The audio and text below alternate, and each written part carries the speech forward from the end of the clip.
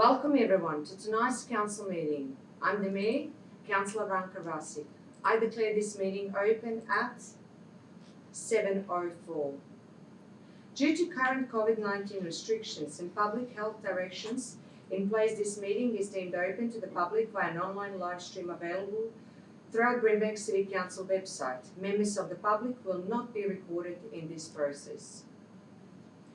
Please stand for the Acknowledgement of Country. On behalf of Brimbank City Council, I would like to acknowledge the traditional custodians of this land, the Wurundjeri people, and pay our respect to elders past, present and emerging. Officers, please be seated. Councillors. As the Council, we will act in the best interest of the Brimbank community and consider the immediate and long-term impact of our decisions. We'll make these decisions fairly and without bias. We will uphold all of our obligations under the law of Victoria and Council's local laws, and we will act in accordance with our code of conduct. Please be seated. There are no apologies for this evening.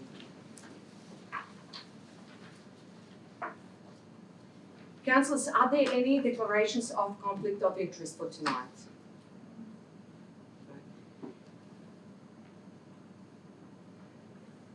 We're going to go to item 5, which is designation of item as confidential. There is one item to be designated as confidential. May I have a mover of a motion to designate this item as confidential? Councillor David? Do I have a seconder? Councillor Takos? We're going to go to, before we go to item 6, all in favour, please raise your hands. Thank you. I declare this item carried. So we're going to go to item 6, confirmation of minutes of previous meeting. May I have a mover of this item? Councillor Takos? I move it as per business purpose, Madam Mayor. Thank you. Do I have a seconder? Councillor Ward? I second it. Thank you. Councillor Takos, would you like to speak to this item? No, thanks, Madam Mayor. Councillor Ward, would you like to speak to this? Would anyone else like to speak to this item, councillors? Well, then we're going to put this item to vote. All in favour, please raise your hands. I declare this item carried. Condolences. There are no condolences. So we're going to go to item 8, congratulations. There's one item of congratulations. Item 8.1, congratulations of outgoing mayor. May I have a mover of motion of congratulations? Councillor Lancashire. Thank you, Madam Mayor. I move the motion that Council congratulates Councillor Ranka Rasik on the completion of her successful 12-month term as Mayor of Brimbank City Council. Do I have a seconder? Second. Councillor David, thank you. Councillor Lancashire, would you like to speak to this item? Yes, thank you, Madam Mayor. I must begin by telling you a story. My wife and I were talking about this year as a councillor, and I made the comment that Ranka had been a good mayor. My wife quickly responded, no, she has been a great mayor. And I reflected on this, and as usual, my wife was right. There have been many highlights of this mayoral year, of our year. However, there are several that stand out for me. This past year with COVID has been an extremely difficult year for our community. Being a mayor and indeed being a councillor during this time has been a challenge. Our Mayor, Councillor Ranka Rasik, has risen to meet these difficulties and provided great leadership for the council and our community. A highlight for all of us is her advocacy work. We greatly appreciate her work and success with the Fix the Calder campaign. The funding to start this project is very significant, as Brimbank has been advocating for this project for decades. The proposed Calder interchange has even been on old Melways maps for decades. It goes back that far. Councillor Rassick's work in advocacy for our community has been an inspiration to this council and community. For me, I have been impressed by the Mayor's leadership skills. She has taken this new group of councillors and formed us into a cohesive group that has worked well together for the benefit of our community. The leadership group that now represents our council now includes the acting CEO, Warren Roberts. This inclusionary approach represents best practice in local government. Finally, with the retirement of our previous CEO, I would like to thank the Mayor and the great team of councillors that worked hard on the replacement. And the new CEO is... Just kidding. Sorry, you'll have to wait to find out from the new Mayor. Councillor Rassick, thank you for all your hard work and inspirational leadership from all councillors and the community. Thank you. Thank you, Councillor Lancashire. Councillor David. Thank you, Madam Mayor. I too like to say well done. The first term council and the mayor is hard to ask. It is. But you've done a wonderful job, no doubt. And all through us, Councillor Hampshire, Lancashire said, talking about Hampshire Road, I'm sorry. Yes, indeed, very proud to be working for the last 12 months with you. And also, while I'm standing, I'd like to pay tribute to the outgoing Deputy Mayor. I think she did well, very well indeed. A few times that you had double book factions, she did extremely well. I was there with her a few times, and I think she did exactly as she should do. And well done to both of you. Thank you. Councillors, would anyone else like to speak? Councillor Newland? Yes, Mayor, I would like to speak. I have to say, it's been such a pleasure to be the Deputy Mayor alongside Madam Mayor Councillor Rassick. It's been, I couldn't have asked for a better person to be partnered with, to help bring the council together as a team. And we can all say she is a straight shooter, she's a hustler, she will work with everyone to get what we want for the community. And you know, I know it hasn't been easy being the spokesperson for the council in a very tumultuous year, full of challenges, but especially for a first-time councillor, I think you've done an amazing job, and I'm sure the other councillors here would agree. And there's been no doubt in my mind that you are someone that is inspirational to our community, and you know, you have this confidence about you and a conviction, and I think we can all agree here, we have robust debates in the council chamber, but at the end of the day, we all come together as a council to make decisions, and you know, it's great credit to you as the mayor for bringing on, you know, for working with the CEO, the directors, speaking to the community. I think you've done an outstanding job, and for the next mayor they have very big shoes to fill. Yeah. Thank you. Would anyone else like to speak to this? Councillor Brenton? Yeah, I'd just like to say that I've watched your work throughout the year, and I have a lot of respect for how hard you've worked. That I don't know if I ever saw you miss anything. You went to all the things that I saw, and yeah, I really respect the hard work that you put in. Thank you, Councillor Brenton. Thank you, Councillor Wolf. Thank you, Madam Mayor. I would also like to endorse what my fellow councillors have said. It has been great working with you as the mayor. You certainly have demonstrated great effective leadership skills, and you have been inspirational to all of us. So thank you once again, and thank you, Deputy Mayor, for the excellent work you have done. Thank you. Thank you, Councillor Wood. Would anyone else? Councillor Dave? Thank you, Madam Mayor, and congratulations, Madam Mayor Rankar Raisic, on the completion of 1 year of her merit, equal to Councillor Lancashire.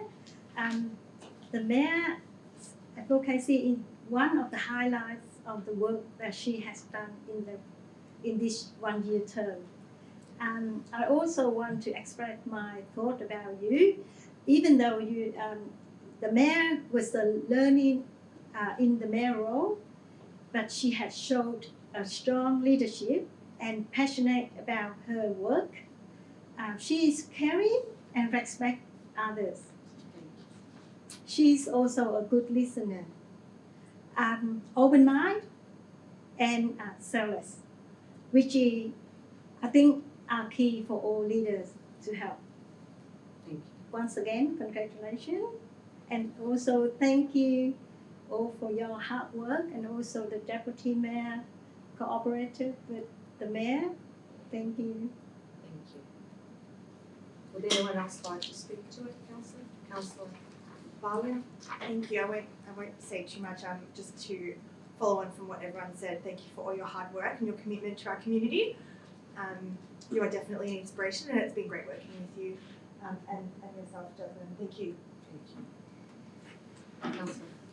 I think everyone's covered everything off, but I'd just like to say that we've had a very challenging year with the pandemic, and it hasn't been a normal year, having been served on the previous council.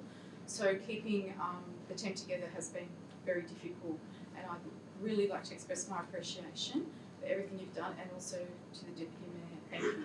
Thank you, Councillor Tarkwas. Anyone else, councillors? Thank you, councillors.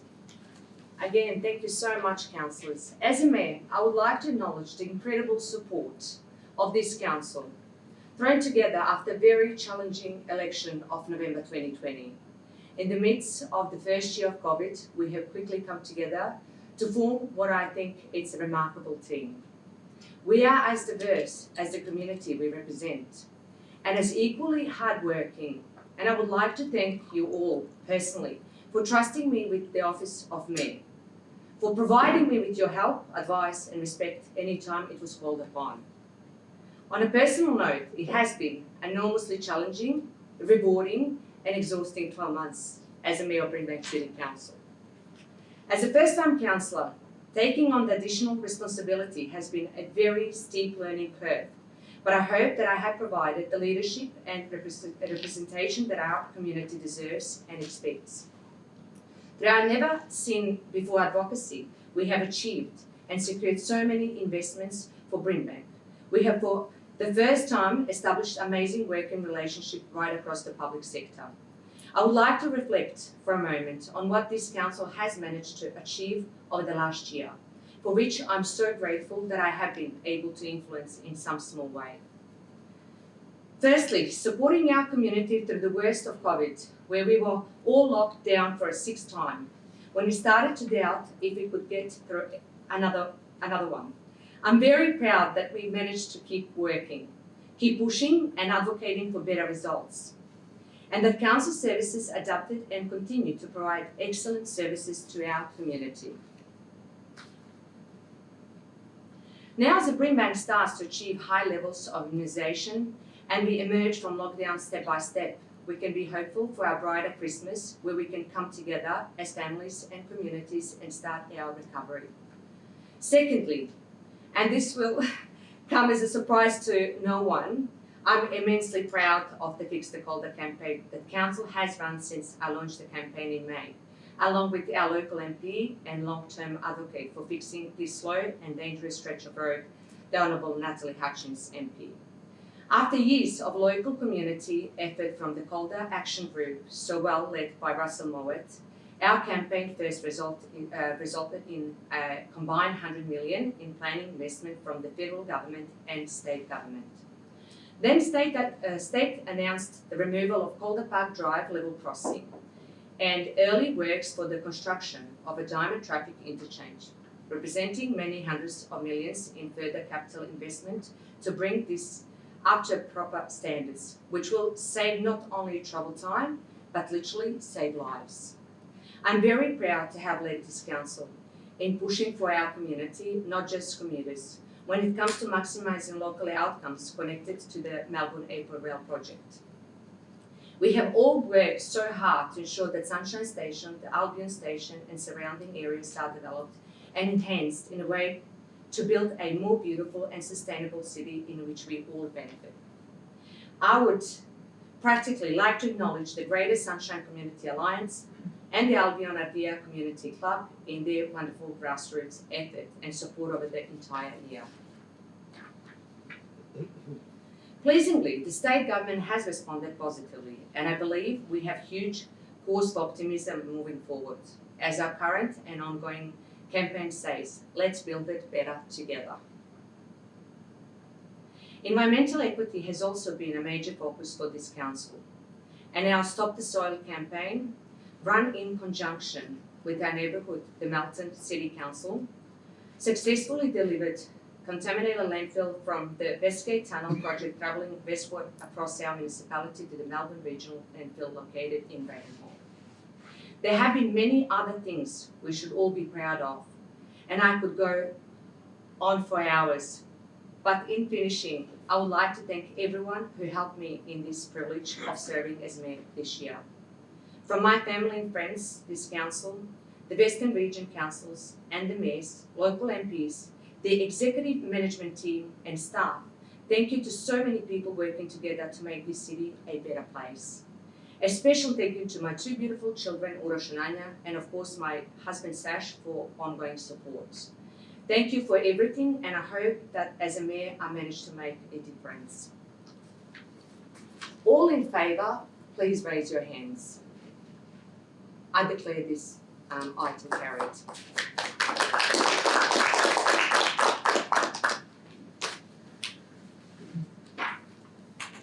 We're going to move to item now, 9, which is public question time. Ms. Curry, I understand we have received questions from members of public. We have received a significant number of questions and may not have time in this meeting to read out answers and answer them all. Officers will provide frequent response to those questions we do not have time to read out and answer in the meeting. Thank you, Madam Mayor. The first question is from Megan O'Shea, who asks, the creation of a conservationist reserve, including the whole of the Solomon Heights estate and the northern section of River Valley estate, aligns with council-adopted strategies and policies. Could council please provide a detailed account of what advocacy it has undertaken in 2020 and 2021 with the federal and state governments and their associated authorities and agencies, including the State Department of Jobs, Precincts and Regions, the Department of Environment, Land, Water and Planning, and the Victorian Planning Authority, with a view to preserving the significant environmental values of the area. The land is currently zoned industrial and is privately owned. Council has not undertaken specific advocacy about the creation of a conservation reserve from the whole of Solomon Heights and the northern section of River Valley. The second question, Madam Mayor, is also from Megan O'Shea, who asks, in order to protect the critically endangered grasslands at Solomon Heights, including the spiny rice flower and striped legless lizard, a bold vision is required. Will Brimbank Council support resourcing for the development of a vision that protects the grassland and provides opportunities for the residents of Brimbank to enjoy and interact with nature at this breathtaking site? Council will consider its role in the future of the site, including options available to resource the development of the vision through the council budget process for 2022-2023. The next question from Graham Bloor, Madam Mayor, is Brimbank Council aware that the land facing Ballarat Road on the eastern side of Canley Drive, although now rezoned residential, is the site of what was a large tailings pond for the Albion Explosives Factory? Council is aware that the land was used for munition purpose known as the Albion Explosive Factory. We are aware that there were settling ponds associated with the prior use and they were distributed across the site. Madam Mayor, the next question is from Graham Bloor. I determined that this question deals with the subject matter already answered in P145/2021 at the council meeting on 21st September 2021. Accordingly, I have disallowed the question on the basis of closure 57.12.3 of the governance rule, and the question will not be read out or responded to at this meeting. The next question, Madam Mayor, is from Belinda Gajoni. I will read the question, but not the lengthy preamble. Many residents of Canley are worried about their family's safety and the atmosphere of the estate and the community if social housing becomes readily available into the estate. There are other suitable suburbs for this group of people as Canley lacks transport facilities. Apparently, social housing is mandated to be within the new development. Is this the advice from Brimbank Council to DV or the ownership of DV? The Brimbank planning scheme encourages the delivery of social and affordable housing through state and local policy. However, its delivery is not mandated. The next question is again from Belinda Gajani, Madam Mayor. Could Brimbank Council, after consultation with DV, please advise the actual number of social housing clients and lots planned for the new development in Canley? The number of social housing plans and lots is unknown at this stage. The next question, Madam Mayor, is from Peter Gajani, who asks, what planning and resources will Brimbank Council be providing for the influx of the planned social housing community? While Council is not responsible for delivery of social housing, it will continue to provide service and facilities to meet the needs of our changing population over time.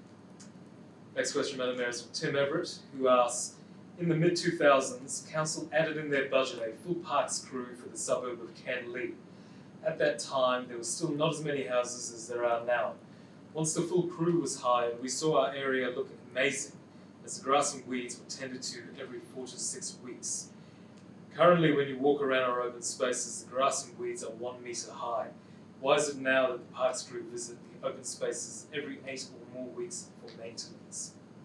Council's maintenance schedule depends on the type of park. High-use parks will be maintained at a higher frequency compared to less utilised open space areas. Please note, Council's maintenance programs have been significantly impacted by the unprecedented severe weather events over the last month and impact of COVID-19 restrictions and isolation requirement of staff resources. And the second question, which is just answered by you, Madam Mayor, is relating to the above regarding maintenance of open space in Canley. Why is it in some parts of Canley the parks crew do not visit at all and only do the maintenance work when I or my wife put in a request to have the weeds removed? The next question, Madam Mayor, is from Carly Dagan, who asks, the former council building at 6 to 18 Alexandra Avenue, Sunshine, is in a derelict state, attracting antisocial and criminal behaviour. What are council doing to require the owner to secure the building and clean up the site? Brimbank officers inspected the site on 15th of November 2021. The property was complying with current building regulation and local laws. Council officers will continue to monitor and action any complaints and liaise with the local police regarding antisocial activities. Concerned community members should call the police on 000 or Crime Stoppers on 1-800-333-000 should they witness any crime activity. Next question is from Despina Havelasma. With the increase of traffic around the development of the Brimbank Health Wellbeing Hub, is Council planning for traffic lights on the intersection of Packard Street and Taylor's Road? Council does not have plans to install traffic lights at this intersection. The next question again is from Despina Havelas, Madam Mayor. Currently, how many young carers is Brimbank City Council supporting, and with what specific programs is in place? Council is currently supporting 10 young carers. Council provides a range of care support programs to support people of all ages and their carers. This includes respite care in home and community, social support groups, centre and community-based, wellbeing support, voucher support for food and wellbeing services, service navigation, one-on-one support to access services. The final question, Madam Mayor, is from Jay Yuan, who asks, with the Karmody Kindergarten having to share its kinder rooms with community groups and growing demand for 3- and 4-year-old kinder at the venue, will council consider a dedicated kindergarten centre / library / community centre space in the Canley development corner of Ballarat Road and Canley Drive? Council has recently completed the draft early years facility review, which aims to meet demand for quality early years infrastructure, including kindergarten for 3-year-olds. Council is currently seeking community feedback through its Your Say Brimbank consultation page. Consultation closes 21st of November this year. In regard to the Canley development specifically, council officers will continue to work with Development Victoria.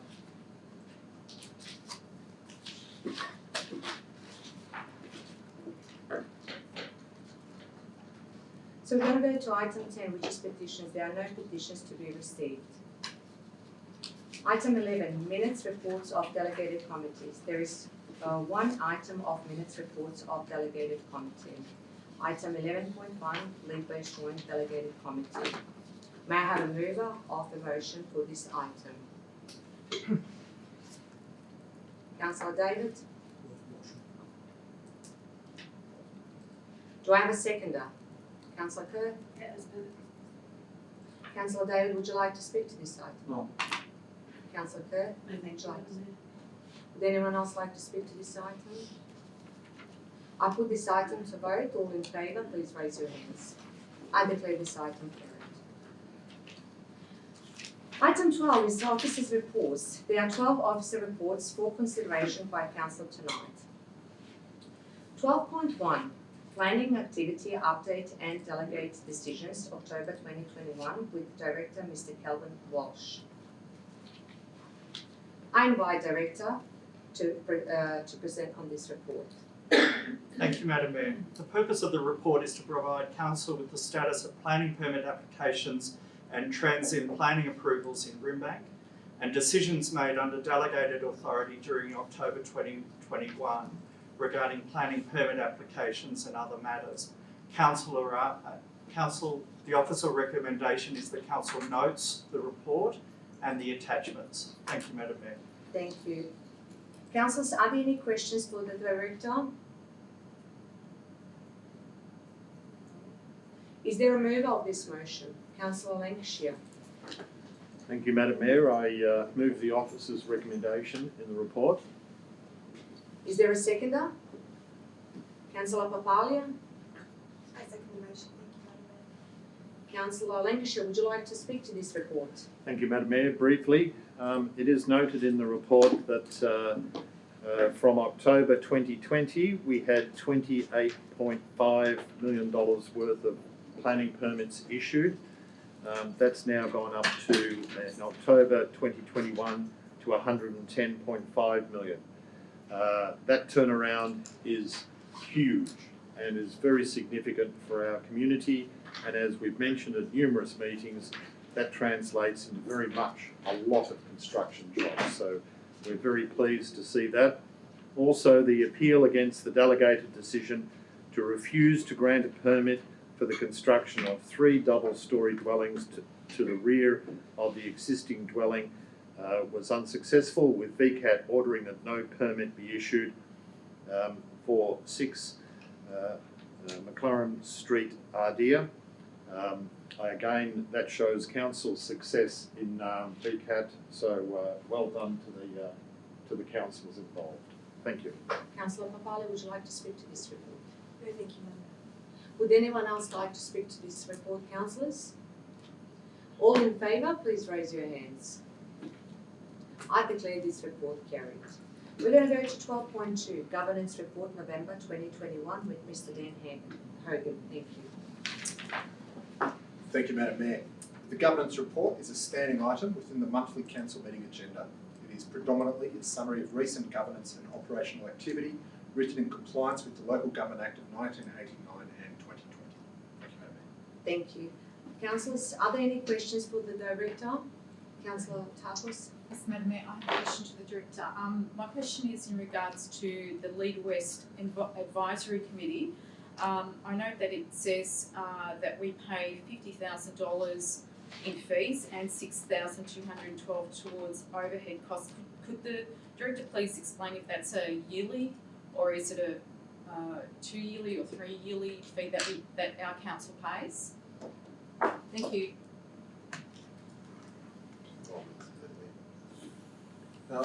Mr. Hogan, through you, Madam Mayor, that would be an annual subscription to Annual. Lead West. Thank you.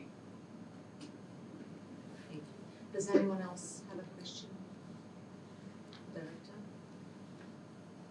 Do I have a mover? Councillor Lancashire? Thank you, Madam Mayor. I move the officer's recommendation as in the report. Thank you. Do I have a seconder? Councillor Newman? Second motion. Councillor Lancashire, would you like to speak to this motion? Thank you, Madam Mayor. Yes, I would.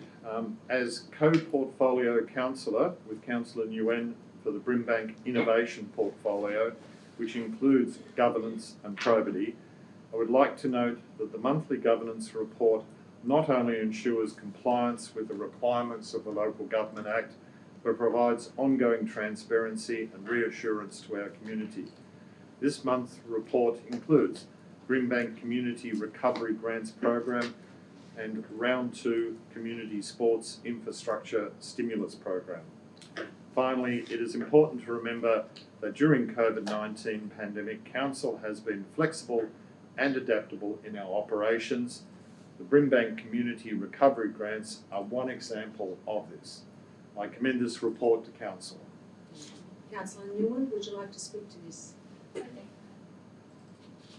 Councillors, would anyone else? Councillor Tapos? Yes, thank you, Madam Mayor. Yes, Madam Mayor. Look, I just wanted to say that with the Lead West Advisory Group, I did read the minutes, and I'm very conscious that we're paying $50,000 a year of ratepayers' money to this committee. What I'd like to see that Lead West do is a lot more advocacy on our behalf for that, so that we get value for that money, and that is to also lobby hard for the Super Hub, the completion of the Super Hub, and the Albion Station reconstruction. I'd like to see them also advocate on behalf of our community for the third runway impacts, the north-south runway that's proposed, but also contamination. I think that's a massive issue that we're experiencing, and I'd like to see Lead West to stand up and fight for a contamination task force, because I think it's something that we battle with, and we've got existing landfill fires. So whoever will serve on this committee, and also rehabilitation projects like Stony Creek, to continue lobbying for that. So I want us to all keep in mind that we get the best value for our ratepayers' money, and that Lead West also pick up some of that advocacy going forward. Thank you. Would anyone else like to comment on this report? I put this report to vote. All in favour, please raise your hands. I declare this report carried. We're going to go to report 12.3. Brimbank COVID-19 Stage 2 Response and Recovery Strategy, Quarterly Progress Report, July-September 2021 with Mr. Dan Hogan. Thank you, Madam Mayor. As printed within the business papers, the purpose of this report is to provide an update to the implementation of the Stage 2 COVID-19 Response and Recovery Strategy as at attachments 1 and 2. I do note, councillors, that the reporting period is from the 1st of July to the 30th of September, and the Stage 2 strategy was indeed adopted by Council on the 20th of April 2021. Thank you, Madam Mayor. Thank you. Councillors, does anyone have any questions for the Director? Do I have a mover on this report? Councillor Darkos? I move the report as per business papers. Thank you. Thank you. Do I have a seconder, councillors? Councillor Kerr? I move the report as per business. Seconded, yeah. Councillor Darkos, would you like to speak to this report? Thanks, Madam Mayor. Madam Mayor, the COVID-19 pandemic has had considerable impact on Brimbank residents over the past 18 months. Through my Brimbank COVID-19 response and recovery portfolio, and have had so much despair and desperation that this community has experienced. But on the other hand, I've also heard some stories of some amazing resilience, positive and heartwarming projects and responses to the pandemic that I have been incredibly proud of our council and its many partners, and above and beyond work of our council officers who have had to pivot to assist our community. COVID response and recovery stage 2 includes 5 strategic objectives and 51 actions that describe how Council can assist local businesses, residents and visitors to overcome obstacles and build on our strengths as we continue to recover, rebuild, adjust and to a new COVID normal. As our community adjusts and transitions to the ongoing nature of this pandemic, concerns around social isolation and community connectedness have eased, but they were quite strong during the pandemic. To ensure the more vulnerable people continue to be supported during this time, a variety of strategies to our wide and diverse community have been introduced. The need to adapt to flexible engagement approaches such as intergenerational programs, online support sessions and library programs, emergency food relief for core community, window visits and increased welfare checks have been working well. The welfare calls, Madam Mayor, can I just say, have been a lifesaver, not just for the recipients but also the people calling, to establish very strong bonds with people that are suffering extreme isolation. As at 29th of October, vaccination rates in Brimbank, based on the 171,362 eligible residents, are as follows. 89% of eligible Brimbank residents have received their first dose of vaccine. 68.4% of eligible residents are fully immunised. 20,635 Brimbank residents remain unvaccinated. A number of neighbourhood vaccination pop-ups have been established, including Sunshine Mosque, Glengala Community Centre, St Albans Tin Shed, Sunshine College, Keilor Meeting Place, Busy Cares Hub, Deer Park Hall, St Albans, Senior Citizens Centre and Sydenham Maternal Child and Health Centre. I would like to personally thank all the healthcare workers that have been involved in rolling this out, and can I just also say our work together with those health agencies has been outstanding, and I'd like to thank our council staff for working in partnership with those groups. Thank you. Thank you. Councillor Kerr, would you like to speak to this? No, thank you. Would anyone else like to speak to this report, councillors? I'll put this report to vote. All in favour, please raise your hands. I declare this report carried. We're going to go to 12.4, Draft Procurement Policy 2021 with Mr. Shane Ma. Thank you. Thank you, Madam Mayor. The purpose of this report is for Council to consider the Draft Procurement Policy 2021. Under the Local Government Act 2020, Council is required to adopt a procurement policy by the 31st of December 2020. The policy must specify the principles, processes and procedures applying to the purchase of goods and services by Council. The officer's recommendation is that Council adopt the draft procurement policy. Thank you. Thank you. Councillors, are there any questions for the Director? Do I have a mover? Councillor Kerr. Do I have a seconder? Councillor Wood. Councillor Kerr, would you like to speak to this report? Yes, I would. I'd just like to thank the Director for preparing a great report and an updated draft. I think it's really important to aid COVID recovery for us to focus on supporting our local economy, and by wherever possible using local businesses. We have such a great array of local businesses and organisations that we can use for procurement purposes, and it's just going to assist the local community, the local economy, keeping jobs and businesses quite vibrant in the area. So thank you. Thank you. Councillor Ward, would you like to speak to this? Thank you, Madam Mayor. I would just want to mention that the policy recognizing that developing a procurement strategy and adapting best practice for all goods, services and works purchased by Council will enhance achieving a number of objectives. As mentioned by Councillor Kerr, it's important to note that the policy includes a provision to support the use of local business in providing services and supplies to Council. Thank you, Councillor Wood. Would anyone else like to speak to this report? I put this report to vote. All in favour, please raise your hands. I declare it carried. We're going to go to 12.5, Draft Festival and Event Policy and Strategy 2022-2025 with Ms. Lynn Dunn. Thank you. Thank you, Madam Mayor. The purpose of this report is for Council to consider endorsing the Draft Festival and Events Policy and Strategy 2022 to 2025 for community consultation for a 4-week period. The policy defines council's roles and ways it will support a program of festival and events and look to partner with others to promote Brimbank as a cultural destination. Thank you, Madam. Thank you. Councillors, are there any questions for the Director? Do I have a mover of this report then? Councillor Dan? I wish to move a motion that is in the paper. Thank you, Madam Mayor. Do I have a seconder? Councillor Ward? I second the motion. Thank you. Councillor Dan, would you like to speak to this question? Yes, thank you, Madam Mayor. I would like to thank you, the festival and events team and Director Lily Dumbo for all the hard work, especially during the lockdown. The Festival and Event Policy and Strategy 2022-2025 defines council roles and ways to support festival and event program that is inclusive, best practice, sustainable and flourishing. The strategy outlines how council will work with our community.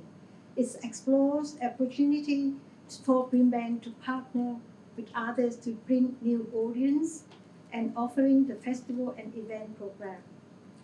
It asserts that community event organizers are best placed to deliver their own specific traditional annual events that mark cultural and significant occasions.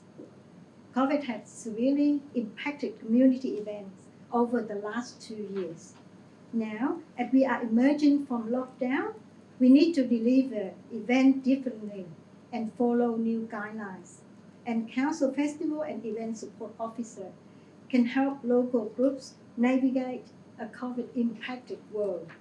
The strategy reminds us that festivals and events are important to stimulate local economic activity, showcasing our great places and attraction and helping place Brimbank on the map as a visitor destination.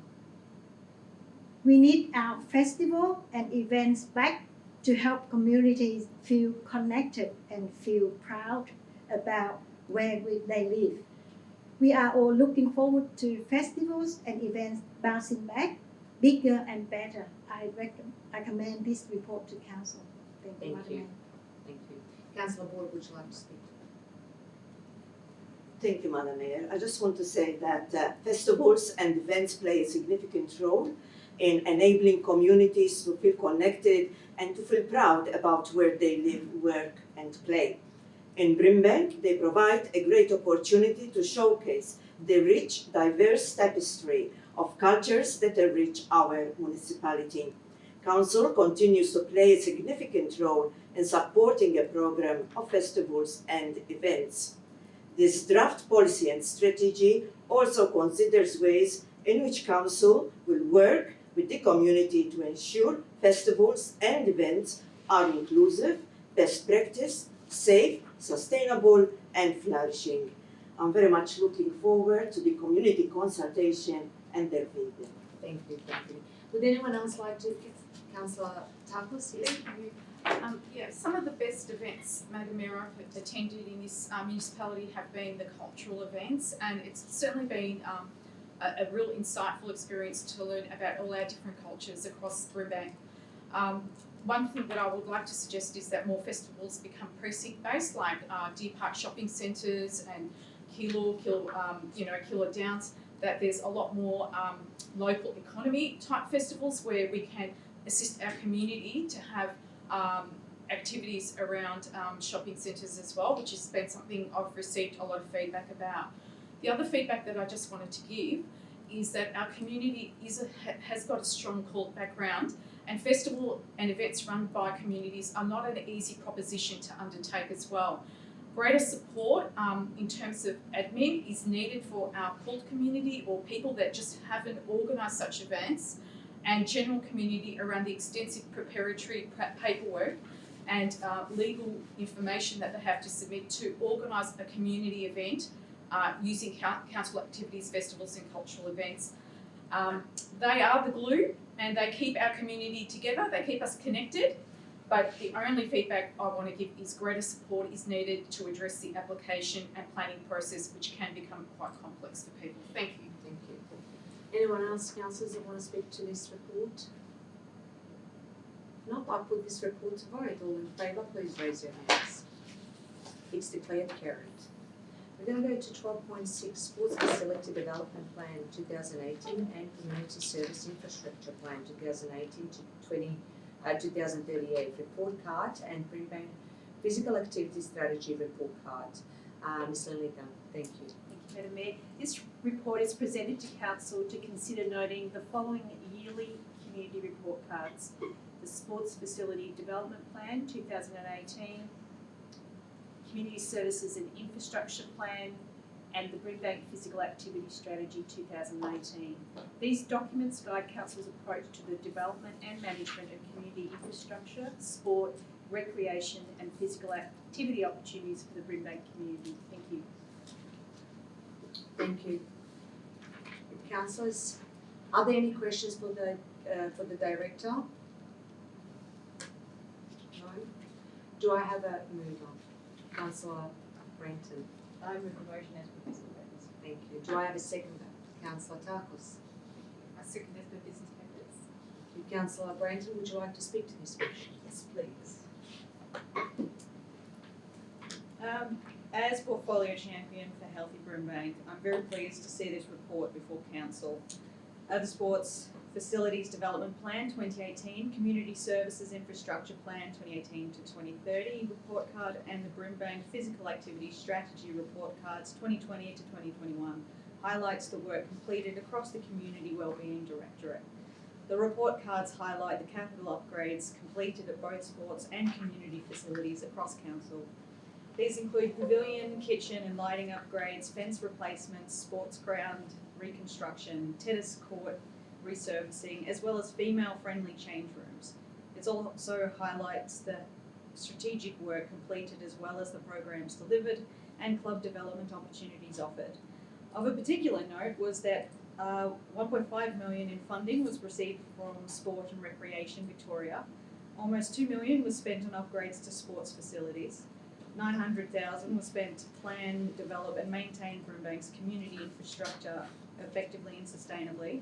700,000 was spent on the completion of various kitchen, toilet, flooring, storage, heating and cooling, fencing, acoustic and security lighting upgrades to community facilities, and the delivery of Into Active Daughters and Sons of the West was completed both in person and online.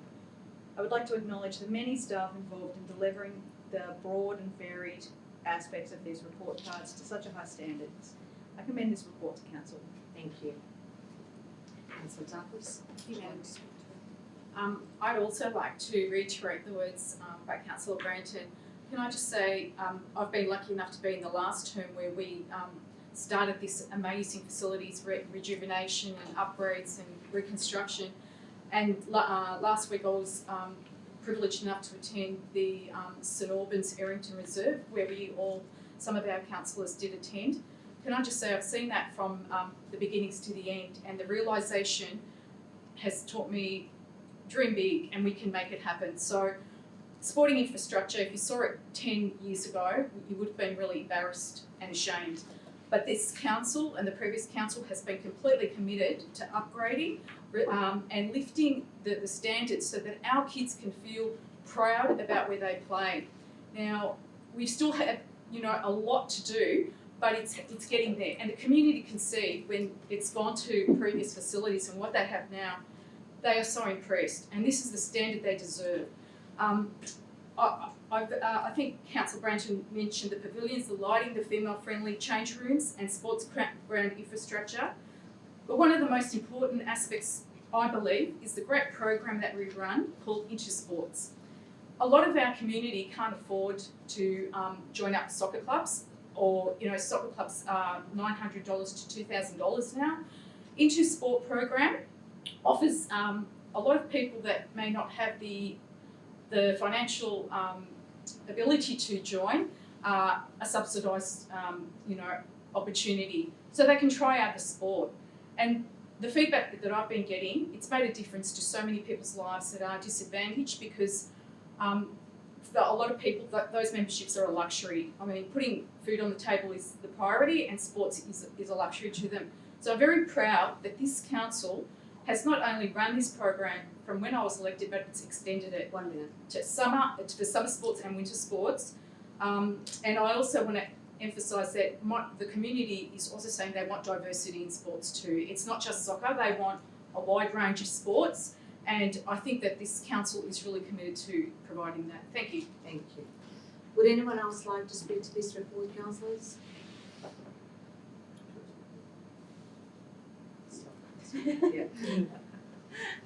Thank you, Madam Mayor. I just want to add that as one of the councillors representing the Grasslands Ward, I would like to highlight the pavilion upgrade at Bontanus Reserve, the lighting upgrade at McKechnie Reserve, the coach boxes at McKechnie Reserve, kitchen upgrades at St. Albans West Kindergarten, Hunt Club Community Arts Centre and Sasella Park, and children's services playground upgrade at Kings Park Kindergarten. I would also like to note that currently Council is involved in discussions with 3 Brimbank schools to explore joint user agreements for community access outside of school hours. Regarding community services, the report card focuses on arts and culture, community halls, library services, neighbourhood houses, early years, and youth services. As always, it's great to go through these report cards and pleased to see what has been achieved. Thank you. Thank you. Would anyone else like to speak to this report, councillors?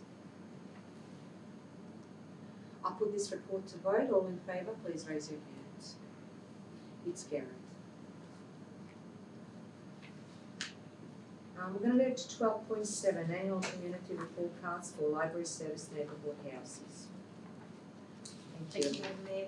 This report is presented to Council to consider noting the following community report cards: the 2020 to 21 annual report cards for library services, neighbourhood houses, creative Brimbank, learning and youth jobs.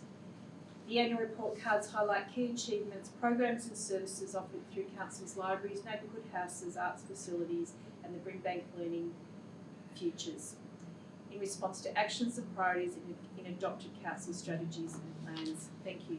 Thank you, councillors. Are there any questions for the Director? Actually, I do. And now I'd like to ask, some of the programs that were offered during the pandemic, will they be continuing, like Learn English online and also the homework clubs, because they were highly successful? Thank you through the Chair. Yeah, that's a really great question, Councillor Tuckus, and I think we've learned certainly a lot of really great programs have been able to be delivered through digital platforms, and that will be able to be continued as ongoing for a number of the services and programs that we provide. Thank you. Thank you. If there are any more questions, councillors? Do I have a mover? Councillor Ward? I'll move the motion as per business papers. Thank you. Do I have a seconder? Councillor Newell? Councillor Ward, would you like to say a few words on that? Yes, thank you, Madam Mayor. I am very proud to be the portfolio champion for the Brimbank People portfolio. During my time in this role, I have been privileged to gain a deeper understanding of our excellent services provided through libraries, arts facilities, Brimbank Learning Futures, and neighbourhood houses. To ensure accountability and transparency, report cards are presented to Council and the community each year. The report cards provide a look at programs, services and activities and highlight key achievements undertaken over the past 12 months aligned with actions and priorities outlined in Council strategies and plans. Consultations with key external and internal stakeholders were undertaken, and outcomes from these sessions have been captured to inform the report cards. As we all know, the COVID-19 pandemic had a huge impact on the people of Brimbank over the past 18 months. During this time, it can be seen that Council has innovatively found ways to ensure we still deliver high-quality programs and services offered through libraries, neighbourhood houses, arts facilities, and Brimbank Learning Futures to support better health, well-being, social and economic outcomes for individuals and the community. The report also outlines how Council will move forward in the areas of library services, neighbourhood houses, creative Brimbank, and learning and youth jobs. I commend this report to Council. Thank you, Councillor Bora. Councillor Newman, would you like to speak to this report? Please. I would really like to commend the community wellbeing team for continuing on with the services to help young people, people who are vulnerable, who have got to go to community in terms of delivering social services, especially at a time where people are unable to go to libraries or classes in person. I think it's fantastic that the council has found innovative ways to deliver these programs. For example, we had Library to Your Door, which helped people get, books that they needed, and especially in the area of youth unemployment, which is very passionate about delivering outcomes. It's great to see that we still continue on with, our job search club. We also had, $660 for our job advocates program, which helps, not just young people, but just people in different groups who are unemployed to help find jobs in different ways. And also committing the Brimbank Learning Futures team for, helping people develop resumes and a bit more. But also, it's just, I think even though we found these innovative ways to deliver during lockdown, that's not to say we can't continue these programs in the future. So I really like to commend the council and the staff. Thank you. Thank you. Councillors, would anyone else like to speak to this report? I put this report to vote. All in favour, please raise your hands. It's carried. I'm going to go to 12.8, Growing Brimbank Progress Report 2020-2021. Ms. Linda Dunn, thank you. Thank you, Madam Mayor. This report is presented to Council to consider noting the Growing Brimbank Progress Report. Growing Brimbank works across council services and the community to build local capacity to understand and address health conditions that affect people in Brimbank at a much higher rate than across Australia. Thank you. Thank you. Councillors, are there any questions for the Director? Do I have a mover? Councillor Newman? Madam Mayor, I'll like to move motion as per this speakers. Do I have a seconder? Councillor Wood? I second this motion. Thanks for this. Councillor Newman, would you like to speak to this report? Thank you. So thank you to the community wellbeing team for putting together the Growing Brimbank Progress Reports. This report is related to the portfolio of Campus Brimbank, of which I am portfolio council with Council Lancashire. You see, Growing Brimbank is a long-term partnership between Council and the Mitchell Institute of Health and Education of Victoria University. Growing Brimbank has built a strong foundation of data and evidence that informs our approach in working with our community to deliver better outcomes. Growing Brimbank works across council services and the community to build local capacity to understand and address health conditions. The evidence shows that people in Brimbank are at much higher rates of concern than in other parts of Australia. Therefore, Growing Brimbank targets proven prevention strategies in 3 areas: physical activity, early years, and thirdly, nutrition. Additionally, Growing Brimbank has led analysis of the impact of COVID-19 on the local community, including residents, businesses, and community service organisations. A series of 5 reports looked at the local economy and unemployment, the health and well-being of residents, the impact on vulnerable groups, and the effect of COVID-19 on organisations. This valuable work informed Council's COVID-19 response and recovery strategy. Through Growing Brimbank, work on physical activity, early years, and nutrition will continue in 2022.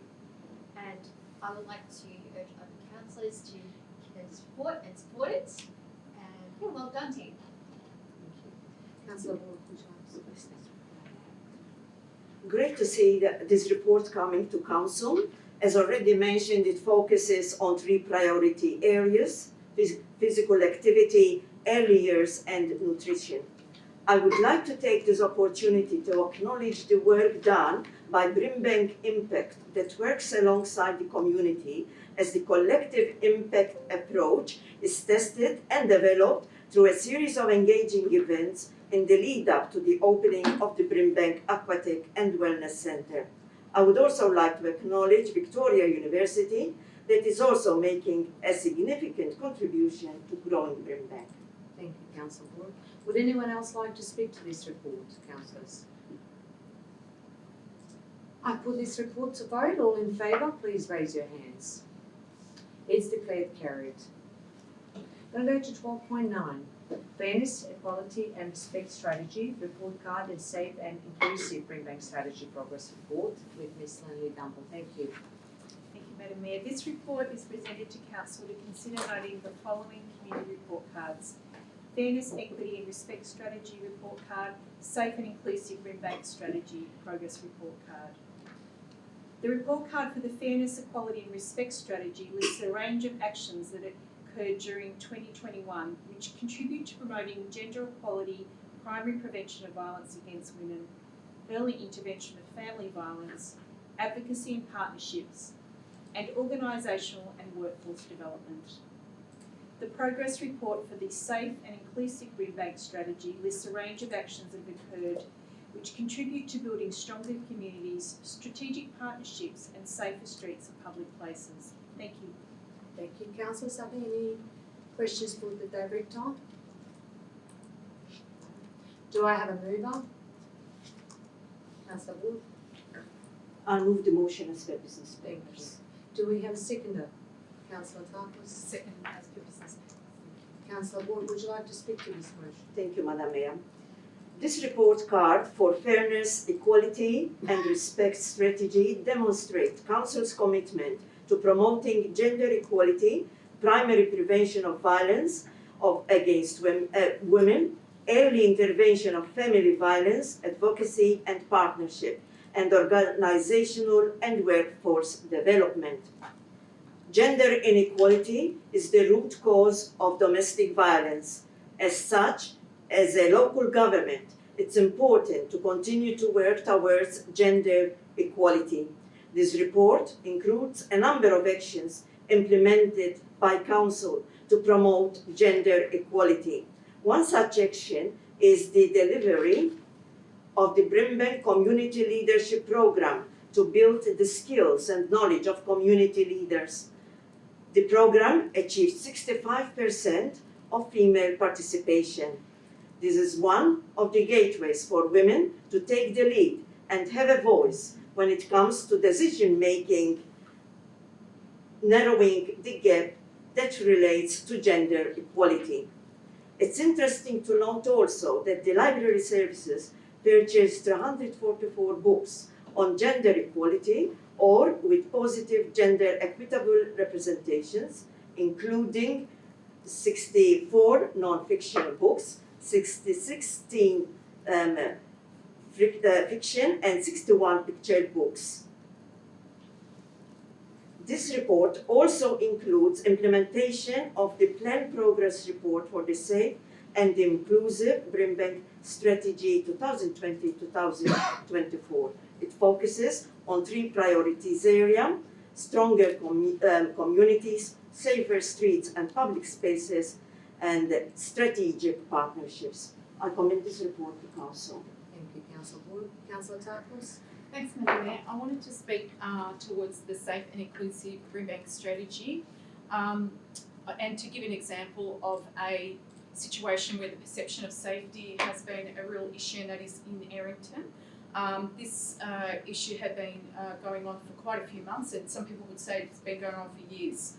So I note that Council uses different strategies to approach safety and what it means on, whether it's on Hampshire Road or St Albans Bee Bowl Festival, to try and promote resilience and integration. The situation in Errington, I didn't know where to start. I had been called several times, and I started off by speaking to presidents of the soccer club and the sports clubs to get their feedback on the perception of safety and how a lot of the kids that they were playing out there were feeling unsafe, and just in general families. I spoke to Lindley, and I also spoke to Sam David, who's on the safety roundtable. I think it's a multifaceted approach that we have to take, and speaking to the sports president, he said to me, look, Virginia, it's not something that we can solve. You know, this is a situation, but if we activate it during summer and bring cultural activities and activities to try and help people and to create a positive environment, some of that antisocial behaviour may dissipate. So I really applaud this fantastic report, and it shows the multi-pronged approach that we have towards safety and inclusion, which is our priority on council. Thank you. Thank you. Would anyone else like to speak to this report, councillors? I put this report to vote. All in favour, please raise your hands. It's declared carried. Now go to 12.10, Electronic Gambling Policy Report Card. The Electronic Gambling Policy 2019 was adopted by Council in May 2019. While the policy acknowledges that electronic gambling machines and other forms of electronic gambling are a legal form of entertainment in Victoria, it is also recognises that many participants experience or are at risk of gambling-related harm. Brimbank is heavily impacted by gambling harm. It has the highest daily losses from poker machines in the whole state.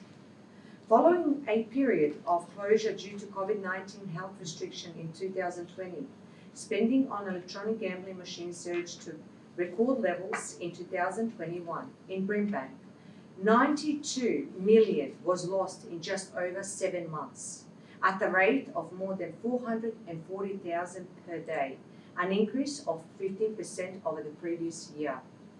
Increasing losses from gambling compromises our recovery from the COVID-19 crisis, particularly with the vulnerable groups that have been disproportionately affected by the pandemic. Well, it remains a very significant challenge for Council to address. The report card notes some pleasing key achievements, including helping the St Albans Sports Club to develop the first ever gambling harm reduction program implementing plan as a part of club's lease agreement. A new Maintain the Games brochure to provide learning, social and recreational activities as alternatives to gambling venues. Co-design of gambling harm awareness campaigns and as a part of the Invest in You, Changing the Brimbank Story project. And face-to-face and in-person activities as a part of Council's Libraries After Dark program. Securing funding from the Victorian Responsible Gambling Foundation to continue the program for further 2 years. I commend this report and I invite Ms. Lily Dumble to speak to us. Thank you, Madam Mayor. This report is presented to Council to consider noting the Electronic Gambling Policy Report Card. The report card lists a range of actions that have occurred during 2021 which contribute to advocacy for safer gambling environments as well as promoting alternative activities and building capacity to take action to prevent and reduce harm from gambling. Thank you. Thank you. Councillors, are there any questions for the Director? Do I have a mover of this motion? Councillor Tarkus? Madam Mayor, I move the motion as per business papers. Thank you. Do I have a seconder of this motion? Councillor David? Thank you. Councillor Tarkus, would you like to speak to this motion? Thanks, Madam Mayor. Yeah, it's one of the most depressing issues that we face in our community, and that is the sad fact that EGM losses in this state are the highest, and that during the pandemic there was a lull, and that was a really good thing. But as soon as that lull finished, the EGM losses went through the roof, practically. So we have been advocating for years now to reduce bets to $1 and reduce limits for withdrawals to $200, to reduce operating hours as well, to try a kind of a staggered approach. And I have to say, one of the most positive things that I've attended a lot of our great forums, but the most recent one was online, and I believe the Deputy Mayor was chairing it. And one of the things that really touched me, and people can tell you over and over what causes it, and we know it's a health issue, but the gentleman that appeared on that forum online had lived experience and told his story about how he hit rock bottom, lost his family, his job, ended up living in a caravan. It was very confronting what he had gone through, but it really resonated, I think, with a lot of people may be experiencing this in the community, and listening to him recover from it, and it was very much a health issue, recover from it and get back on his feet, but also become a counsellor himself, to help to assist people. For me, that particular forum was one of the most highly successful one I've attended, and Peter Costello was also on it, reminding us on what an indictment this is on our particular community here in Brimbank. And the story that he said that, when they did go into Parliament and they pushed for the contracts to be extended, it was one of the hardest days of his life, because he knows what it means to our community the most, because we have the greatest losses. So I commend this fantastic report, and to minimise harm, and that we continue strongly advocating for our community to do that. Thank you. Councillor David, would you like to speak to this report? Yes, thank you, Madam Mayor. It is indeed if we had a record to be proud of, is Brimbank. And indeed, we hold a record in reference to output money every year for the last, as long as I remember, 20 years. But we're not proud of it. But how can we stop this? I know $1 can be sufficient for some people, but the people that lose $200, so maximum $200, easily done by them, because you go next door. If you go to the Deer Park shopping centre, or the Brimbank shopping centre they call today, it's a TAB next to the Commonwealth Bank. Well, the Commonwealth Bank works overtime on ATM. The gamblers, they lose at the shop, TAB, and then they go next door and go take more money. So there's no problem there at all. I think it has to be something else. And if someone comes up and finds a way to stop gambling, maybe call a genius perhaps, I don't know what we can call him, but the latest activities now is on the phone, Madam Mayor. That's what's happening. Young kids, young teenagers losing money on telephone every day of the week. All you have to do is put $10 and you become a member of one of the sporting adventurers, and you can't stop that. How can we stop that? I think it's through perhaps education, perhaps through schooling, or something to try and guide those kids and through their families at least. And those kids can pass the message to their parents. I've got no doubt about that. So, well done to the director for bringing this before us, and I think it's a lesson that we all have to take on board and try to see if we can make it better. Thank you. Councillors, would anyone else like to speak to this report? If not, I'll put this report to vote. All in favour, please raise your hands. Is declared carried. So we're going to go to 12.11, Strengthening Communities, Community Report Cards. Thank you, Ms. Lilly. Thank you, Madam Mayor. This report is presented to Council to consider noting the following community report cards: the Disability Action Plan Draft Community Report Card, the Age-Friendly City Plan Report Card, the Volunteer Strategy Report Card, the Children's Strategy Community Report Card. These documents demonstrate Council's commitment to providing an inclusive, accessible and connected community across key life stages. They recognise the role Council plays in working collaboratively with all levels of government, businesses, service providers, community groups and individuals. Thank you. Thank you. Councillors, are there any questions for the director? Do I have a mover of this report? Councillor Wood. I'll move the report as per business papers. Thank you. Do I have a seconder? Councillor Branton. Seconded. Councillor Wood, would you like to speak to this report? Yes, thank you, Madam Mayor. As portfolio champion for Brimbank people, which covers lifelong services from maternal and child health to seniors, I'm pleased to note the excellent results from the Strengthening Communities report cards. These annual report cards demonstrate Council's commitment to providing an inclusive, accessible, and connected community across key life stages. They recognize the role Council plays in working collaboratively with all levels of government, businesses, service providers, community groups, and individuals. The report cards focus on the implementation and delivery of the following strategic documents: Disability Action Plan 2017-2020, the Age-Friendly City Plan 2018-2022, Volunteer Strategy 2018-2022, and the Children's Strategy 2020-2024. All areas score very well in their key achievements, including these highlights: coordination and increased awareness of Council's community register for vulnerable clients to access weekly phone calls or as required, expanding the community transport service during COVID to assist seniors accessing medical appointments and other urgent requests, 350 registered Brimbank Council volunteers.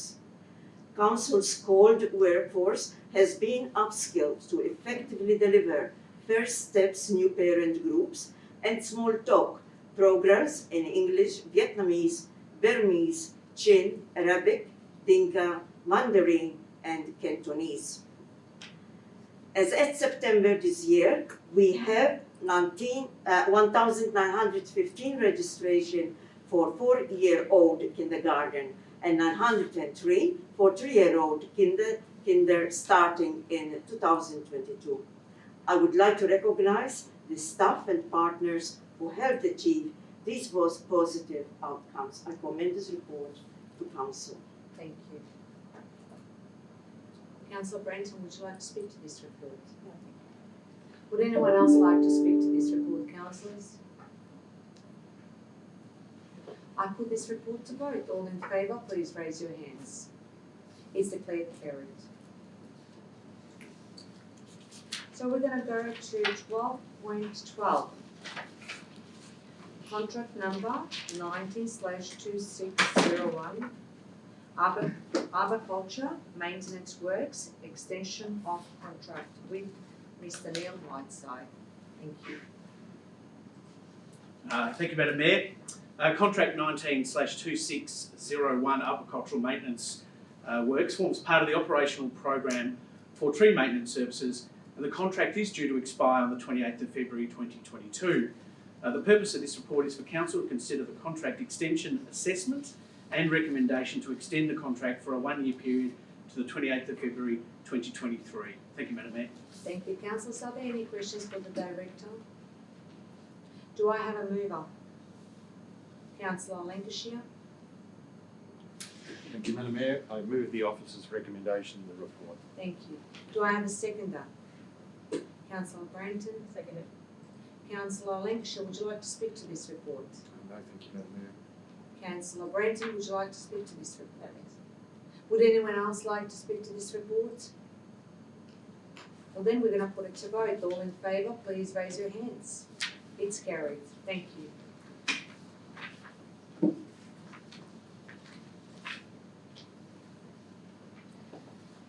Councillors, we have a few notices of motion. There are 5 of them for tonight. I remind you that the notice of motion must be moved as printed in the papers, and only if seconded can amendment be moved. I'm going to go to 13.1. Advertising of sports bets. Councillor Tarkos. Thank you. Thanks, Madam Mayor. I'd like to move the notice of motion as per on screen. Thank you.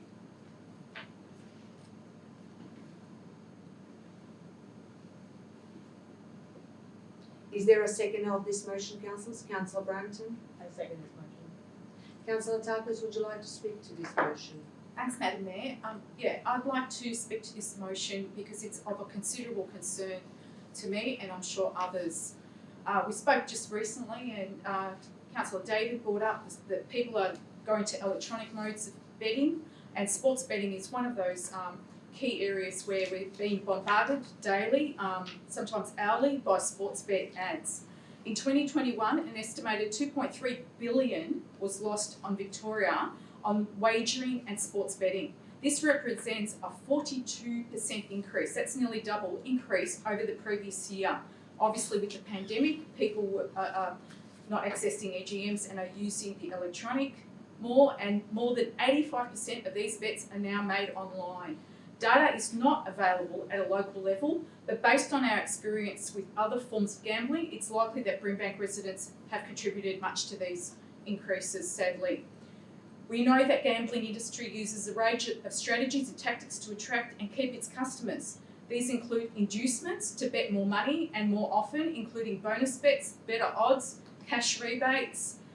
Gambling companies also advertise extensively on Australian media, spending $271 million in 2020, which represents a 300% increase since 2011. They also offer specialty products which aim to attract new customers, such as bets with mates, and this is what I'm bringing to the chamber today.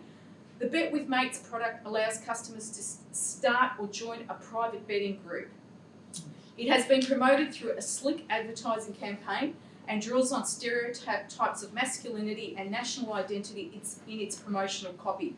And I quote to you, "Betting is more exciting with your mates. It's something Australians love to do. This is a unique product that allows a group to come together, place their bets and share the moment," unquote. I find this product repulsive, quite offensive and dangerous, as it is taking something that we all value, such as friendship, and using it to promote gambling, which we know causes a lot of harm. A complaint was made to the Ad Standards Community Panel about 2 of the television ads promoting the product, but these were dismissed when the panel found that the ads did not breach the wagering advertising code. This example highlights the limitations of self-regulation and the urgent need for stronger reforms and regulation of the gambling industry in Australia. Gambling ads are now more prominent than ever and continue to promote products aimed at generating new customers, such as Betting with Mates product. And Madam Mayor, just to give you an example, I was at a cricket club recently. This is the kind of thing young kids get, stick around with their mates and they think it's a fun thing to do. Before you know it, someone's in trouble. They could lose everything and no one would know it. It could be something that they're hiding. So I honestly believe that this is an insidious campaign, and Council has previously written also to the Commonwealth Government calling for a phased ban on gambling ads following a notice of motion in July. We will also continue to work with the Alliance for Gambling Reform to support the End of Gambling Ads campaign, which has attracted more than 25,000 supporters. In conclusion, I remain very concerned about the impact of gambling ads, especially on our young kids, with products like Betting It with Mates. Through this motion, I encourage Council to maintain our strong advocacy, and particularly as our community continues to recover from the COVID pandemic. I urge you to support this notice of motion. Thank you. Thank you, Councillor Tarkos. Councillor Brenton, would you like to speak to this motion? Yeah, I'm really happy to support Councillor Tarkos' motion. We know that psychologists are engaged by the gambling industry so that they can design their machines and their apps and everything about their gambling to create dopamine releases in people's brains that are exactly the same as addiction that is caused from drugs, alcohol, smoking. It is addictive, it is a chemical response that happens, and it should be regulated more tightly. Thank you. Thank you. Would anyone else like to speak to this motion? Councillor Borg. Thank you, Madam Mayor. I just want to say that gambling is a silent epidemic in our municipality. Advertisements such as Bet with Mates are very powerful tools that have a great impact on the community, especially those who are vulnerable. The state government need to act in a responsible manner and ban such an advertisement. Indeed, considering the debilitating effects of gambling on the well-being of individuals, the state government has a duty of care to protect its citizens from such harm. The banning of such an ad is a must. I would like to congratulate Councillor Tarkos for bringing this motion to chambers. Thank you, Councillor Borg. Anyone else, councillors, that wants to speak to this? Councillor David? Very briefly, Madam Mayor, yes, I just wondered if we can send a letter through you to the government in some way to try and stop the advertising. It's very enticing to young people. Play with your minds. That's a wonderful word. And if you sit on television for a long time, you're going to see that about 4, 5, 10 times. And that's like a drug. It invites kids to, 2 or 3 kids together, they're doing it. I've seen young people doing that. So that's, I think it's got to be somehow stopped. It's like they stop smoking, etc., and advertising. They can do this as well. There's no difference. It destroys young lives, in my opinion. So I think if Councillor Tago is willing to perhaps move that we send a letter to responsible minister to try and see if we can do something about this type of problem. It is a problem. Thank you, Councillor David. Councillors, would anyone else like to speak to this motion? I'll put this motion to vote. All in favour, please raise your hands. I declare this motion carried. Councillors, I wish to lodge a notice of motion at this meeting. I know that under section 27.11 of the Brimbank governance rules, I must now vacate the chair, and that the Deputy Mayor will now assume the chair for the duration of item 13.2. Thank you, Deputy Mayor. You are now chair of this meeting.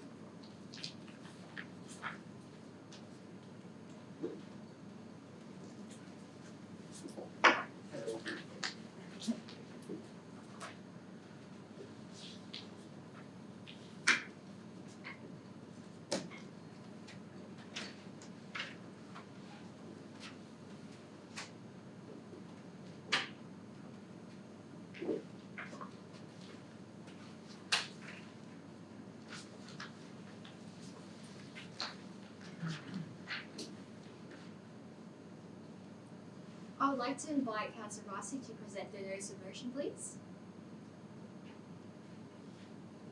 Thank you, Madam Chair. As per shared screen. Thank you. Is there a seconder of the motion? Thank you, Councillor Liu. I'll second the motion, Chair. Okay, fantastic. Councillor Rossi, would you like to speak to the motion? Thank you. As a small business owner myself, I know how hard it has been for small businesses. Brimbank businesses have experienced significant losses throughout the COVID-19 pandemic. And in a recent survey, more than 70% business respondents highlighted revenue losses attributed to the COVID-19 pandemic. There is a significant need for government to provide continuing support to small businesses to help them recover from the COVID-19 pandemic, and in particularly to encourage them to develop their businesses and adapt to digital technology. Brimbank businesses have benefited from a range of economic support throughout the COVID-19 pandemic from state and federal government. Brimbank, however, the economic impact of COVID-19 will extend beyond 2020 and 2021. I thank the state government for the ongoing financial support, but we need more to fully recover. Council seeks from state government to continue support from COVID-19 Businesses Recovery Grants Program for a further 12 months to support the ongoing recovery of businesses post-COVID. Supporting Brimbank businesses in their recovery also delivers economic and social uplift to the Brimbank community through the employment of local people and procurement of local goods and services. Thank you. Thank you, Councillor Rossi. Councillor Liu, as seconder, would you like to speak to the motion? Thanks, Madam Chair. Just briefly, I'd like to commend Councillor Rasmussen to the motion. It is no doubt that the recovery will continue past 2021 and probably up to 2022, sorry, 2023. And without difficulty, there's a lot of small business, and no doubt the grants and support from state government and federal government has been great help to our local business. But moving forward, we do need further assistance for our local business and for economics to foster and continue and move forward. We do need this extended grant, and I was hoping Councillor Russell would request a little more than 300,000, but I do commend her motion and fully support it. Thank you, Councillor Liu. Would anyone else like to speak to the motion? Okay, I put the motion to vote. All in favour, please raise your hand. That motion carries. Councillors, the Mayor will now return to the chair for the room meeting.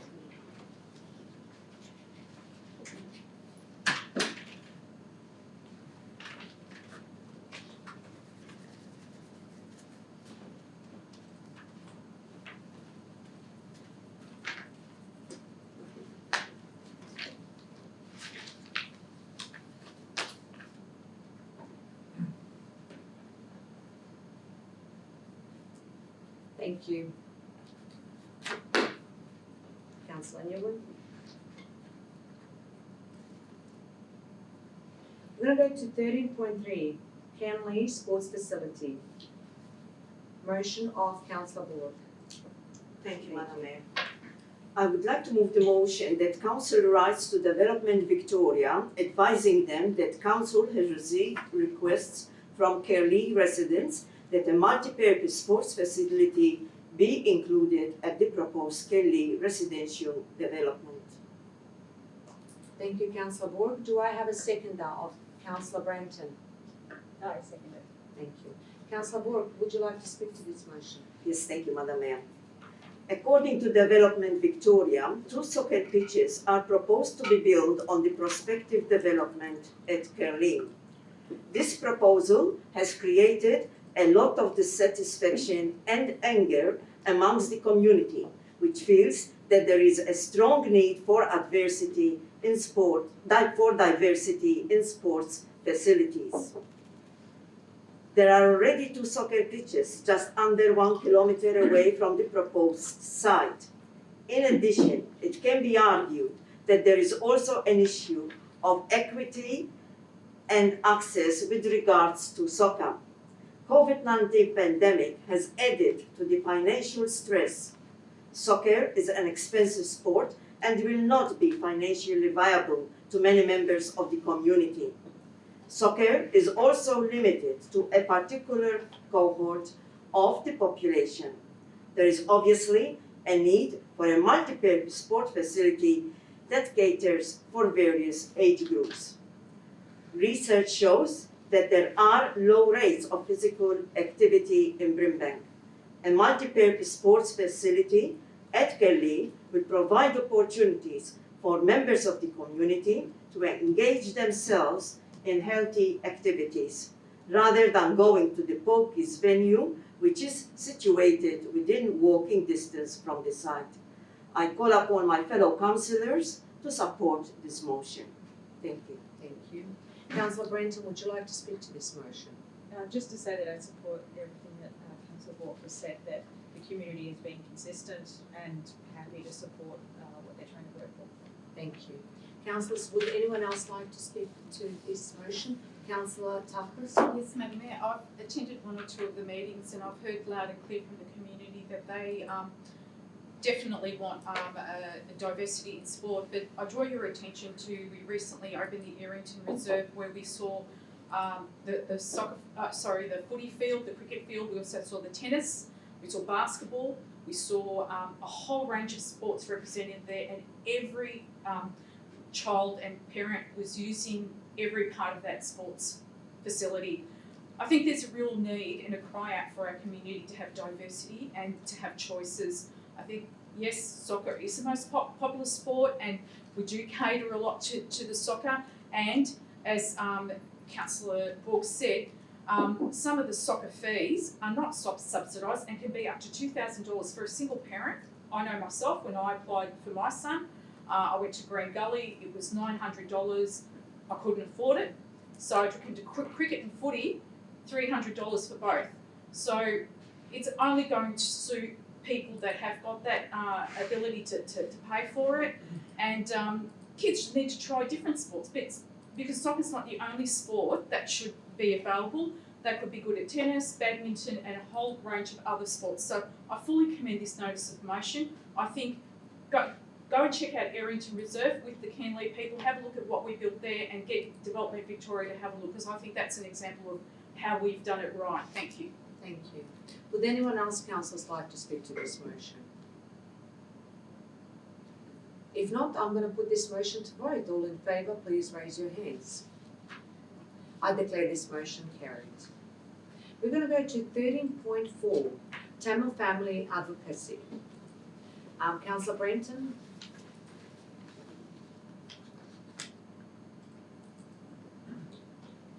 I'd like to move the motion as per the screen. Thank you. Do I have a second of this motion, councillors? Councillor Nguyen. Second, that's my discussion. Councillor Brenton, would you like to speak to your motion?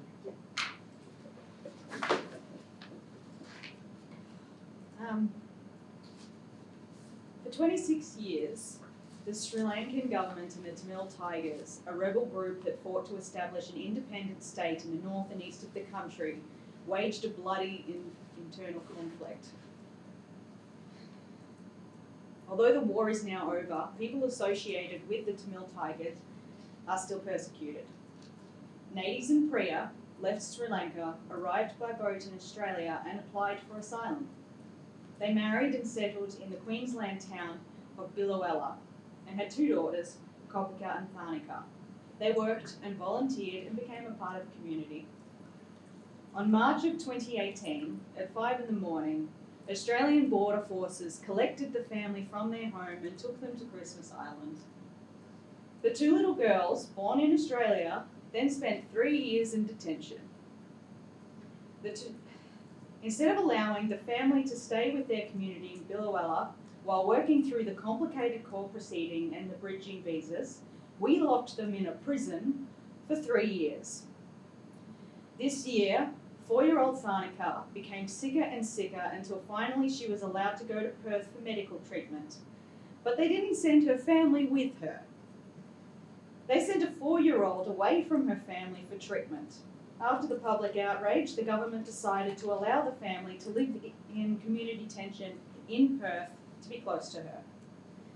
I can't imagine the lasting harm that is being done to these 2 girls, all in the name of protecting our borders. They're children and a loving family and not criminals. The matter is now beyond the courts and is squarely in the hands of the Immigration Minister, Alex Hawkes. I ask that we write to the Minister demanding the families return to their hometown of Billowella and grant the family permanent visas. Let them go home. Thank you. Councillor Newman, would you like to speak to this motion? Yeah, I'd like to thank Councillor Brunson for raising this motion in regards to the Rurupan family. I understand that this is a federal issue, and to be honest, in my opinion, I think the federal government should change the way they address treating refugees. And I speak from personal experience, like my parents were boat people, and I understand the whole concept is to protect, the concept of protecting the border is to protect our people, but these 2 twin girls were born in Australia. So, in my mind, I think they're Australians, and I acknowledge here that, we should be leaders in being humanitarians in Australia, our lucky country. And I think to deny these girls their family to come to get medical treatment is quite strict and a bit inhumane, in my opinion. And I think council, as a refugee welcome zone, we can at least advocate to support refugees in general. And why not? Let's advocate to write to the minister to help this family. Yeah, once again I urge other councillors to support Councillor Branton's motion. Thank you. Thank you. Councillors, would anyone else like to speak to Councillor Sam, then Councillor Kerr, and then Councillor Tarkus? Thank you, Madam Mayor, and indeed congratulations to Councillor Brown for bringing the Tamil family before us tonight. The Tamil family, first of all, I think the Sri Lanka government has plenty to do with this in reference to these people suffering. Tamil is a province of Sri Lanka, and indeed I feel sorry for those kids. They have no right to have these kids in an isolation point of view. And I think they suffer enough. Please, I mean, someone has to give a bit of a fair go, and they haven't been there for a long time, and I think they should bring them back to Australia, accept them, and let the people work. They're people, they're human beings, and humanitarian type of sort of assistance. It should be happening, and I think it is wrong. Some should be happening, it should happen soon. Because they're kids, they got the right to live like other kids on their age. Very much indeed. Well done, thank you. Councillor Kerr. Is this the appropriate time to speak against the motion at the moment? Yeah. Yeah, that's fine. Councillor Branton, I know we don't agree on a lot of issues, and sometimes we have to agree to disagree. I really commend you on bringing this issue forward, but I can't support it, unfortunately, because my belief is that this is not a council issue. This is advocating that should be done outside of council time and resources.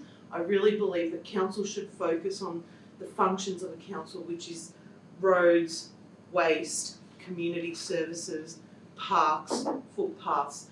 And I just don't, my personal belief is that this is not the correct forum to bring up these federal issues. But I do commend you on bringing it up. I just don't believe that this is the correct forum for it. So thank you. Councillor Tarkos.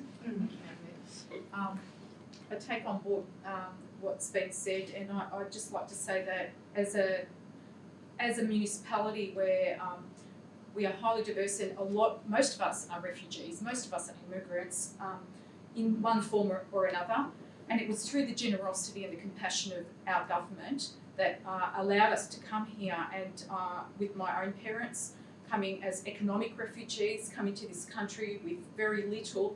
It was the opportunity where they landed to be given the opportunity to work and start a whole new life.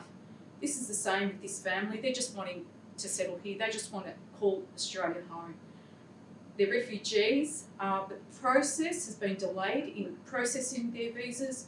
They were given to the parents but not to the child, which is often to be very fraught with impacting their mental health and also their recovery. The family were given 12 months visa extension, but the situation still remains very uncertain. It has not received a visa. The child has not received the visa. I support this motion that swift and compassionate discretionary action is taken to reunite the family in Biloela, their home. Thank you. Thank you, councillors. Would anyone else like to take council board? Thank you, Madam Mayor. Seeking asylum is grounded in a human right to feel safe. The Stemmer family, considering the circumstances, are seeking to find a permanent safe place to call home without having to fear to go back to Sri Lanka and face the consequences. It has been embraced wholeheartedly by the community at Biloela. It involves two girls that have captured the heart of all Australians who are rallying behind their cause. As a local government that is a refugee welcome zone, it's important to support this family. Thank you, Councillor Brenton, for moving this motion. Thank you. Councillors, would anyone else like to speak to this motion? Do I get a right of Yes, you reply? do after everyone speaks to it. I usually don't say much, but I'm going to just make a comment. I don't have the notes ready, but knowing it is not our issue, I think it's something great to help the family. I don't agree with Councillor Kerr. They're saying that resources are going in a wrong direction, because I think we've spent so much resources writing back to certain community groups that ask time over time same questions. So I think resources going this way will be well spent. You do have a time of reply for 2 minutes. Thank you. Yeah, I did consider that I understand that a lot of people think council should just focus on very local issues, but I think we're moving into a different space. We have been actively campaigning for the federal government to change things around gambling. That's because it does affect our community directly. We have a big cohort of Sri Lankan asylum seekers and migrants in Brimbank. there are people who would absolutely understand what it is they've gone through. And I think that's exactly why Brimbank wants to send that message that we support the family and that at least there's a council in Melbourne that, you know, says it's wrong. Yeah. But I totally understand your reason. No worries. Councillors, all in favour, please raise your hands. I declare this motion carried. We're going to go to 13.5, opposition to the proposal licence amendment for Melbourne Regional Landfill Ravenhall to receive asbestos material. Councillor Atakos. Thanks, Madam Mayor. I'd like to move the motion as per shared screen. Thank you. Thank you. Do I have a second of this motion, councillors? Councillor Brenton. Oh, yeah, I second it. Councillor Atakos, would you like to speak to this motion? Thanks, Madam Mayor. Madam Mayor, the MRL, or Melbourne Regional Landfill, located in Ravenhall within the City of Melton, the landfill has operated since 1999, and our communities tell us that they have experienced significant site impacts from the operation since it commenced, including odour and dust. Cleanaway has owned the site since 2015, and now they are seeking approval from the Victorian Environment Protection, EPA, to amend the licence to permit receipt and disposal of asbestos waste at the Melbourne Regional Landfill at Ravenhall. My rationale in bringing this notice of motion into the council is that Brimbank Melbourne's West has already its great share of landfills. We are experiencing incredible legacy issues associated with contaminated sites. These sites mean our community carries a burden for waste management practice, not just for now, but for future generations to come. I want our experience to be a lesson to our neighbouring communities. I do not want our neighbours to be burdened and the future of how we are burdened by decisions we make now. For example, we currently have a landfill hotspot fire burning for 24 months in Kialba. The residents in our community are impacted every day by this. We have significant costs associated with the ongoing monitoring and management of EPA-regulated former waste sites across the municipality. Our council and our community continue to foot the bill for these practices that could have and shouldn't have been done better. Melbourne's West carries the weight of Victoria's waste, and in dealing with the impacts without adequate support from the state, we have paid millions of dollars via landfill levy, and yet what have we seen in return? Virtually nothing. We continue carrying the burden of this legacy, though, with the impact continuing on our community and Melton's community in this case. Cleanaway has advised that they are interested in hearing from the community and are holding community information webinars this week and the first week of December, I'm sure of which many of you have enrolled. I encourage the community to attend all those Cleanaway sessions and know what's coming for them if this passes. This notice of motion will let key decision makers know of our concerns with the broadening of waste operations at Ravenhall. The notice of motion will also let our neighbour, the City of Melton, know that we share their concerns and we support them and think that this proposal needs serious consideration. I hold a deep concern about the proposal. I strongly object to Cleanaway's proposal and hereby asking that we are living with the ongoing impacts of waste management practices of the past and present and have significant concerns with introduction of asbestos. Madam Mayor, I was also questioned that asbestos as an inert compound should be safe underground. That's what they said about the inert landfill in Kialba, and as we have seen, compounds do have the ability to react to other compounds and cause ignition underground. And for anyone who thinks that putting out an underground fire is easy, let me tell you it's not. It's a very complex, prolonged and impactful process which I've seen with my own community. So asbestos wouldn't be any different if it was mixed with other compounds. It would still move and be quite volatile. Therefore, I request the support of all councillors for this important notice of motion. Thank you. Thank you. Councillor Brenton, would you like to speak to this motion? I think that's it's wrapped up really well. Thank you, Councillor Takos. I support it. Councillor Kerr? Yeah, I want to commend Councillor Takos for bringing this motion. I think that the West is sick of being a dumping ground.